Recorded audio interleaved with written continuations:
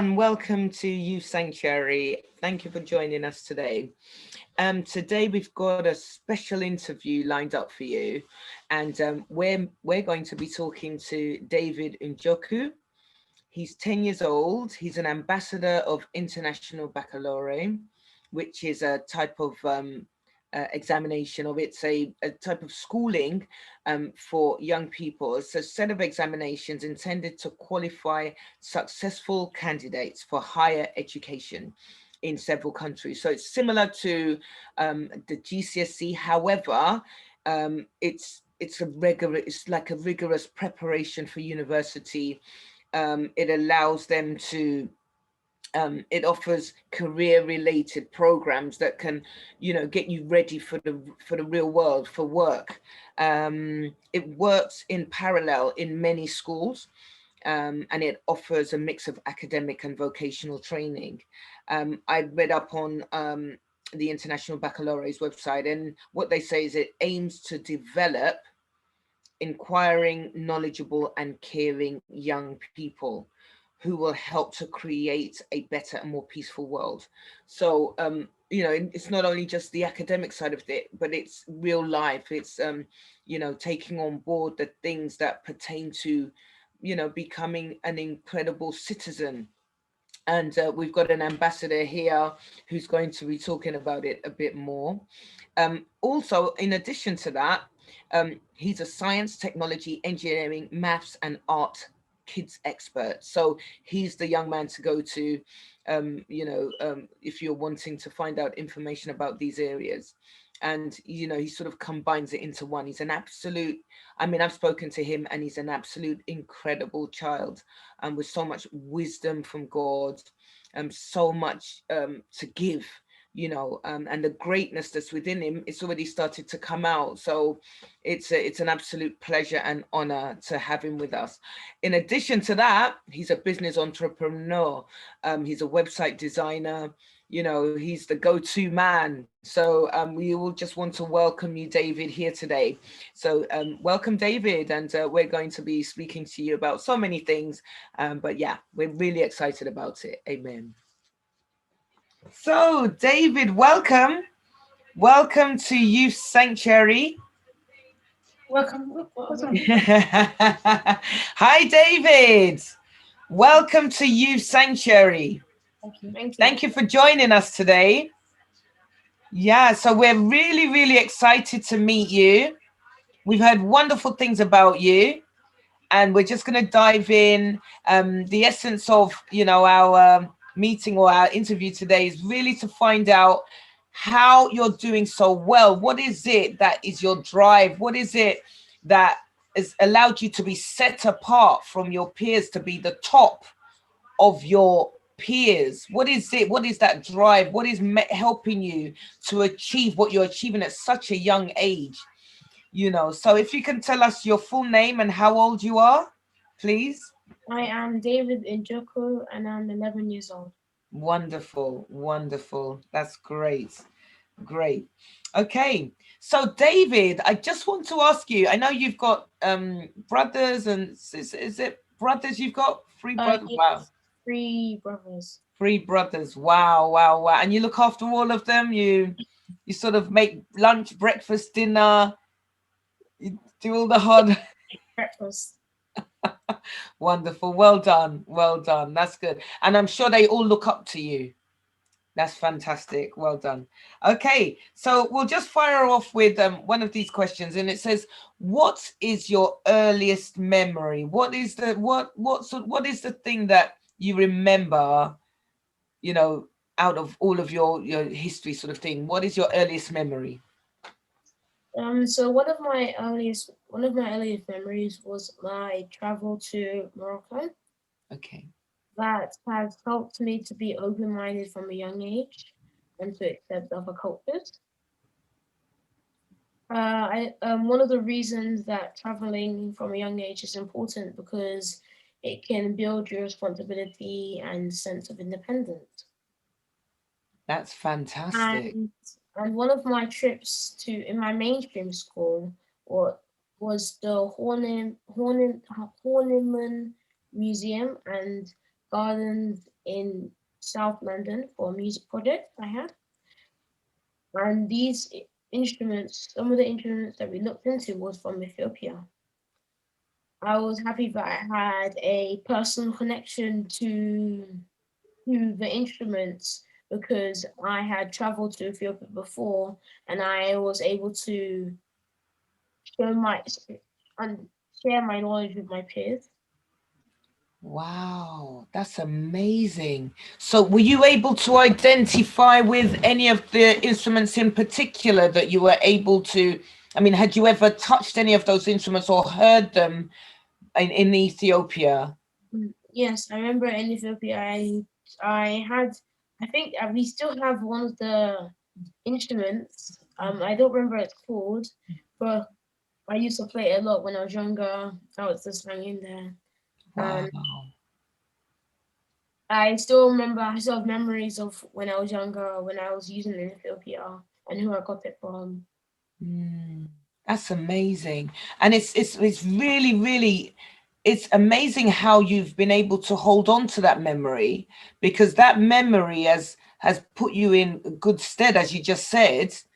Has allowed you to be able to teach other people things, you know, that fantastic memory. Because back then you may not have realized how much of a seed that would have been planted in you that is of so much value. So it added value to you to be able to then teach other people, you know. And what age was that? Do you remember what sort of age? Okay, so from year four, and no, Okay. year three or year four, one of those. So Morocco we went to, was it year 3, isn't it? No, Year 2, Year 2. Morocco. And then I went to Ethiopia next in year 3 or 4. I don't remember. Okay, okay, that's amazing. So what advice, I mean, you would, I would like to ask you, would you advise other children sort of from that sort of age group to travel? And you know, you've just said that how much of an influence it had on your life. And what would you say to other people that are your age or parents that have children of that age? What would you say to them, the importance of traveling?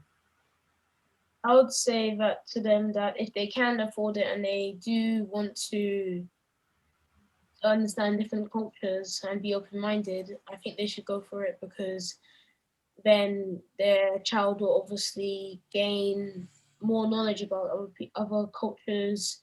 Um, they would be in the future, let's say, for them, they would be able to, let's say, speak another language, with communicating with a different group of people. That's incredible. Yeah. Yeah. Thank you so much. That is really, really, really fantastic. Thank you. And are there any really funny stories your family tells about you that come to mind? I mean, what's like any sort of funny things like, I mean, like, I'll give you an example with me. I mean, I'm very spontaneous with my kids, and they like dancing. So they'll be there practicing their moves and I'll jump in and be the embarrassing mom. And they know me for that. They're like, Mom, stop. You know, so they'll always remember that until they're 99 years old that they got a mom just like that. But what sort of funny things, you know, what funny stories does your family tell about?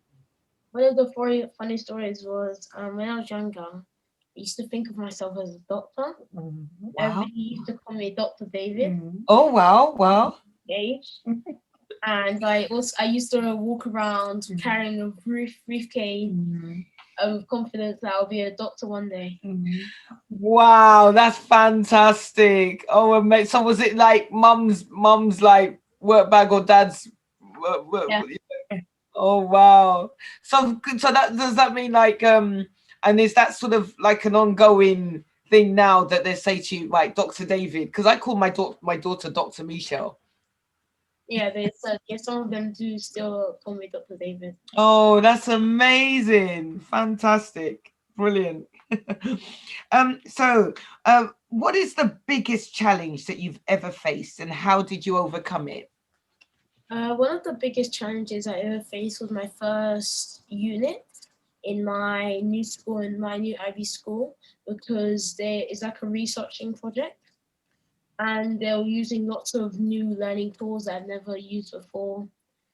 And how I overcame it was by training myself to learn these tools by using YouTube and guiding websites, to actually becoming the most tech-savvy person in the classroom and teaching other Wow. students how to use the tools better. Wow, that's incredible. That's incredible. And what made you go to YouTube? What was it was it like that driving you that said, right, this is a challenge, but I want to overcome that challenge? Did you sort of say to yourself, right, let me go above and beyond the normal sphere of knowledge and go and learn outside of what drove you to do that?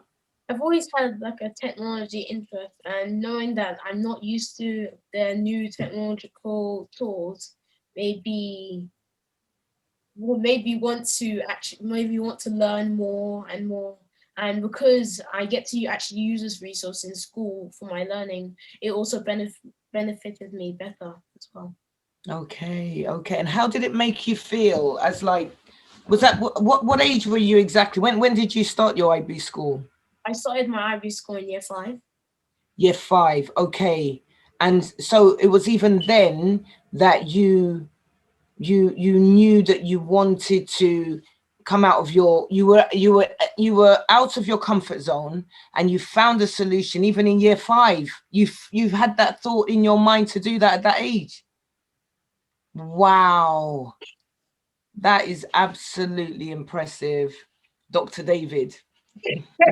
Oh no, another one now. Wow, no, that's fantastic. I mean, so what benefits do you think the IB class has compared to mainstream school? And why do you think IB students often perform better than mainstream? What do you think? I think it's because of the learner profile, which is a set of attributes for lifelong learners. Um, Can this you is elaborate a bit on yeah. that? Yeah. The IB learner profile includes inquirer, knowledgeable, thinker, communicators, principled, open-minded, caring, risk takers, balanced, and reflective. Ah, so those are they sort of like a set of principles that guide you Yeah. throughout? Okay. And is it sort of like a motto for your school, or is that as a whole for IB? It's for the whole of IB. They Okay. want to embrace it into the learning, and I Oh, also wanted to say that from year I started this IB school in year 5 and embraced it in year 5, but the difference that I have between the mainstream and the IB schools is that they start to add this into the learning of kindergarten IB schools. So right. they start to get them in the mindset of these characteristics, and the 3-year-olds in kindergarten would already have this learning experience. Okay, okay. That's amazing. So they start training from a young age, and that's so there's no disjoint. Whereas okay. So you experienced that sort of the standard teaching in the main school from the age of, I mean, from kindergarten up until year 4 or year 5, and you experienced that sort of training, and then you now went into the IB, and then you noticed the difference, the shift. And did you appreciate the IB school more than the mainstream school when you noticed the difference in the, was there a massive gap or a massive shift? Was it like a major difference in your mind, in your way of learning? So well, okay, it was big when I thought about it and how big of a change it was. But then when I was doing my learning, I felt more comfortable with the IB program because of the teachers that are there. They're they understood that I was coming from a mainstream school, and other students as well. They also advised me on my work, and how I could improve. I Hmm. found that nice. Okay, that's Even amazing. I'd like to just jump in just small Yes, from this please, yes. question is that even parents were supporting me as to help me as a parent to help a child going into that Yes. as well. And they did say to me that if that's the right age, if you could get in at from the transition. So they said I've chosen the right time to transit because the year six, because he's in year Oh, six now, yeah. is almost like a year seven or year eight kind of the level of work it changes over. They get them really ready. Yeah. For the next one. So they said I came at the right year to kind of transition him in to Yes. because if Yes. he started in year six or year seven, it's such a big jump for him, a massive Okay. jump. Yeah. Okay. I just want to add that in that parents were even supporting me to help me Mm. be a good parent for him and not Yeah. and like any expectations that I want instant change. I had to Mm. kind of calm down and wait. So Yeah. it was the end of year five. I really was like, wow. Mm. It's really now I can see the efforts of what they were doing. I Yeah. couldn't get it straight away because I'm so used to results, A, Yeah. B, C, or one. The grades, I just want to see grades immediately, but Yeah. I had to allow him to take these steps his way. Mm. I want to add Yeah. that bit in from my side as a parent in regards to the transition. Yeah, yeah, that's fantastic. So as a as having such a supportive mum and dad, and them getting involved in, like mum has just said about there was a support system in place. Did you feel as though, you because I remember when I went to school, I'm going back a few, not that long ago actually, because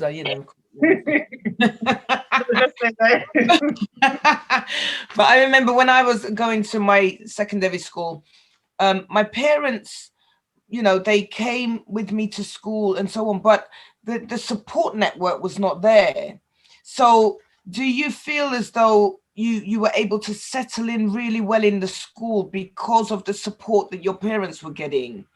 Did you notice that when they were able to work alongside you with regards to the work? Because mum, were you privy to the work that he was going to get, or the type of homework he was going to get, that and you were able to step in? Yeah, so literally his first homework, I had to because we've got loads of teachers in our family. So Okay. one of his first homeworks, I showed one of my brothers. He's like in secondary school level to see look at the work. And he was like, "This is like year nine." I was like, "Really?" Wow. Wow! Oh my gosh! So I have to ask for the year four work, and yes, like the whole curriculum. Can I ask them, is this the homework you're giving him? Does it mean that he should have known this by now? He goes, yes, he's supposed to know. I was like, we've got work to do. Yeah, Wow. yeah, it's a big difference in like the knowledge inside. And it's almost like it's how I felt when I used to, because we're coming from a Nigerian background, when I used to see kids, I went to school here in mainstream school in the UK. So when a Nigerian child used to come to my secondary school, for example, you see they're very advanced, that there's a lot of what they did Yes, that yes, was trying to catch up with them. Like, oh, they could come in from Nigeria into the class and did the exam because they were so advanced. So yes, yes, yes, you yes. come back to school and realizing, oh my gosh, like my son Mm. in year five, we're starting year five, but his uncle was saying some of the homework looks like year nine work. And I was like, Mm. okay, that means they're really Yeah, pushing. That's why I yeah, really wanted mainstream school when I was saying about my son has you're not pushing to his boundary. We don't know where it is yet. yeah, yeah, You're yeah, limiting him yeah. because of mainstream school they just have a tick box of what they need to do. At school they're Mm. about you find parents who do extra tutorials, like tutors or Yeah, all yeah. these other materials they do to extra do that. But why can't in school time just give them what they need to Yeah. stretch Yes, their mind? yes, That yes, that's yes, what yes. mainstream school wasn't ready to do for us, and Okay, that's what helps us with this school. right, Well, right. I also wanted to say another way my mother helped me was during my mainstream schooling. I would have this kind of maths textbook and English and comprehensive textbooks where I would have to do my extra learning. And I think that's really helped with the transition because there's now more work for me to do. And I feel like it's similar to the work I was doing at home to expand my learning from the mainstream.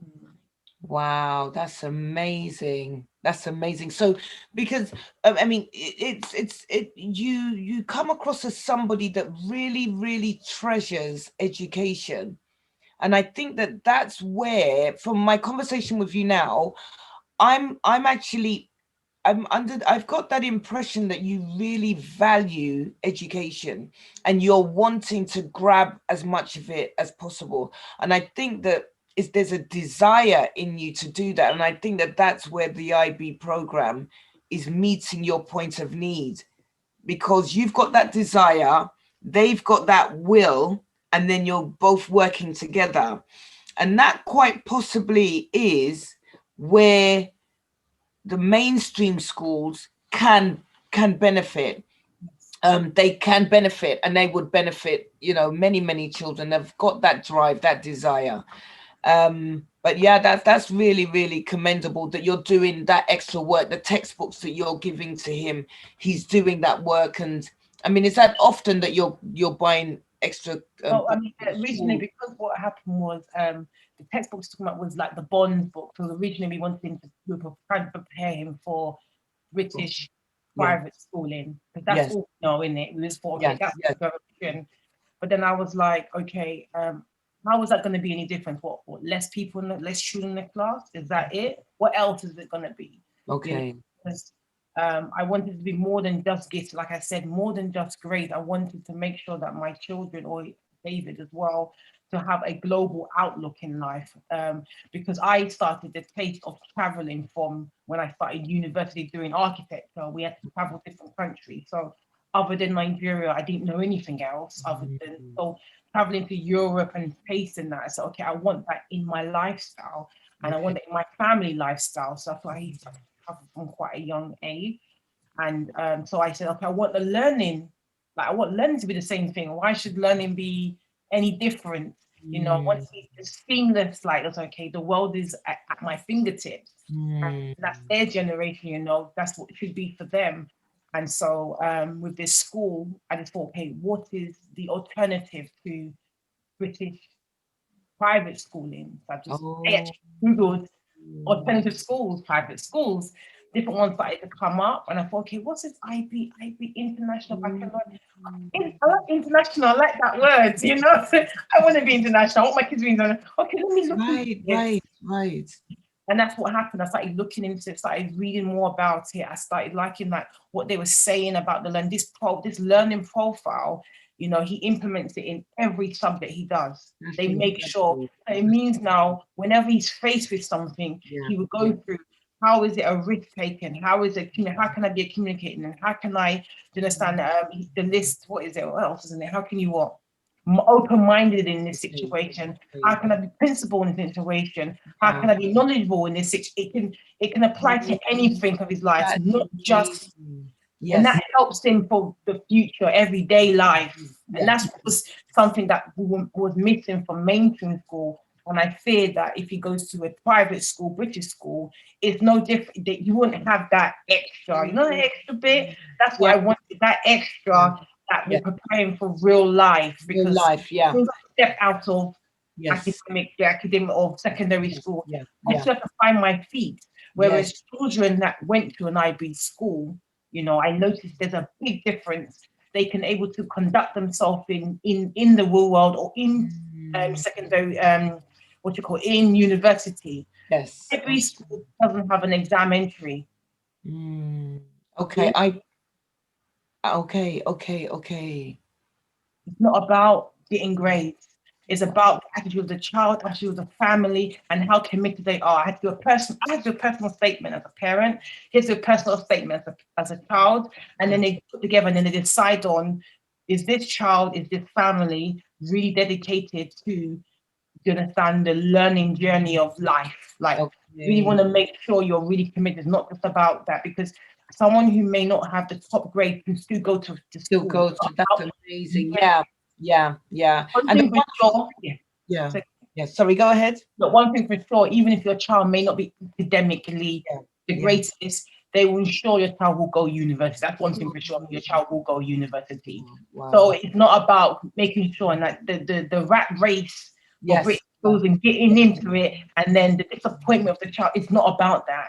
So yeah, that's what this is exactly what I wanted. So when I've seen other family friends and they're trying to stress their child out, their child end up hate learning in the end because they stress them out, get this exam, pass this within this time.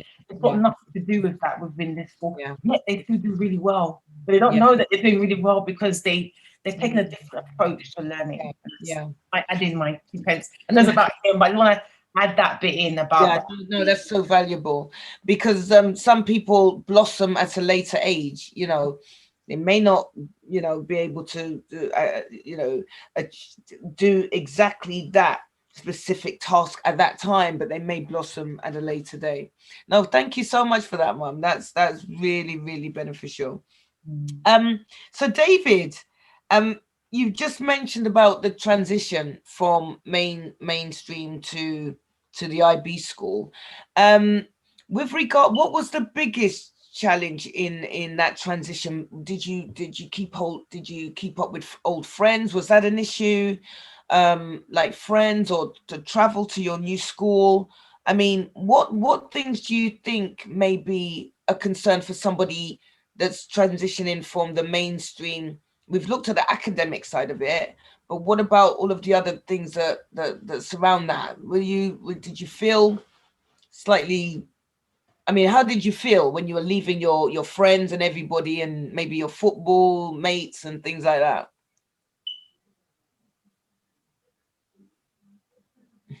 I think I felt fine because I knew that in the end, even though I'm leaving people, my friends, everything like that, I knew that I was going to have a better education, which is more important, and it will also benefit me in the future. So, What about your now the new friends? What did you notice different from the friends then in regards to them, like your new friends? Because one thing you did say was I don't think you remember. You're like, "Mummy, these people are actually from around the world." Remember you saying that to me? oh Yeah, yeah, that is. so people from Ethiopia, Egypt, Singapore, Okay. Kazakhstan, and Russia, and more. They're from there and they came over. They Yes. actually in his class from. They move around. Come on. Yes, and they actually have so they once they were brought over, some of them didn't speak English. Okay. So they have special EAL classes that help them to understand English and then help them. And then sometime I remember someone in my year 5 student friend. She was meant to be in year 6, but then she was pulled down to year 5 because she couldn't speak the right language. But I also like that you're able to put the child wherever you want because of if they're higher in their education or low in their education. Okay, that's interesting. That's interesting because then at least they can grasp the knowledge they need at that particular time and then move up, instead of putting everyone inside one class, and then whether or not you understand the class, you move to the next class, which will not benefit the child. That's interesting.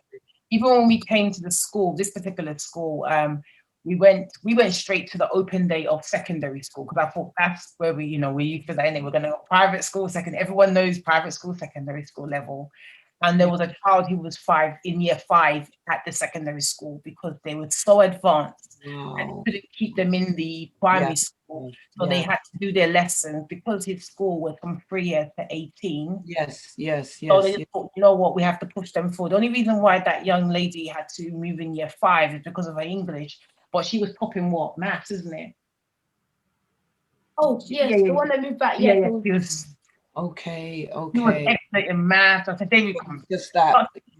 She was. It was just the language thing that they wanted to give her the opportunity to get that right.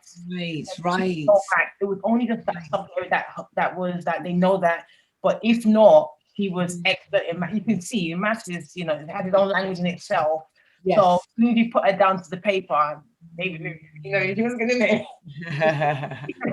That's amazing. That's amazing. No, that's really good, because that's going to really encourage somebody, because a lot of the times children, when they're moving, even just for an example, if children are moving from primary school to secondary school, they all want to go to the same secondary school. It doesn't matter whether the school is doing well or not, but because they'll say, oh, my friends go in there, I want to be with my friends, and so on. But what you said is so important, that your education is more important than that, and it's for the long term, you know, that you have to make those decisions. And it's really, really good that even at your age, that you recognize how important education is. Just a typical example, Malala, which you would have heard, the girl from Afghanistan, the young girl that was attacked because of education. And one of the key things she always says is about how important education is, that it can change the world. And that's another girl that's really, really passionate. She almost, you know, lost her life for the passion she has for education, you know. So yeah, fantastic. So the advice, what advice would you give to a child? Because you have really benefited, and you've done it at such a fantastic age, like Mum has alluded to, that you left from, yeah, I mean, you joined IB at year 5, which was a fantastic age. So what advice would you give, and what age does the IB start from, and what age does it start from, and what age does it, you know, what age does it go up to? And what advice would, most importantly, what advice would you give to someone wanting to transition, like somebody your age or younger? I'm not too sure on the ages, but I know that now the school that I'm in now starts from 3 years old, but I think it should start around from 4 or 5 years old. And the advice I would give is that make sure once you join the IB school, give it your all. If you don't understand, make sure you tell the teacher, because they're understanding and all they want to do is improve your education, and they want to know that you want to take your learning forward, and it's not just you're hiding and not wanting to express yourself. And taking on new responsibilities. One regret I made was when I first joined the IB school, I held back in being a student council, which I wanted to be, but then I thought to myself, why be a student council? You just joined. But then now I'm in year 6 now. I'm now an ambassador. Wow. And then I now happy that I've taken the role, because I'm suitable for the responsibility. And That's incredible. So you're an ambassador of your school. You represent your school on the wider, in the wider world. That's amazing. That's congratulations. Well done.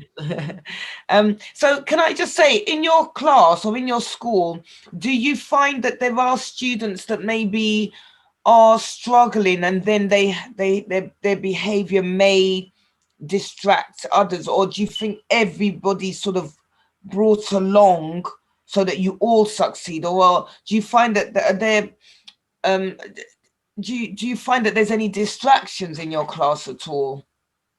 Or is everybody really, really have that desire to learn?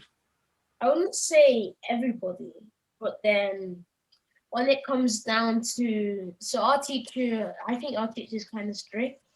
So he will ask each of us individually how to solve this problem and the process and the end product. So he would see who's doing well with this, who's struggling, and then he will put us. So there will be a normal task for people to do, and then there'll be like the people who are not as well. You'll put them in a separate group for them to do their own learning, because he knows what they're struggling in. Okay, brilliant. Because I know in mainstream school, to some extent, you know, there might be a lot of noise, a lot of distractions and things like that, and that can sometimes get in the way of people that really want to learn.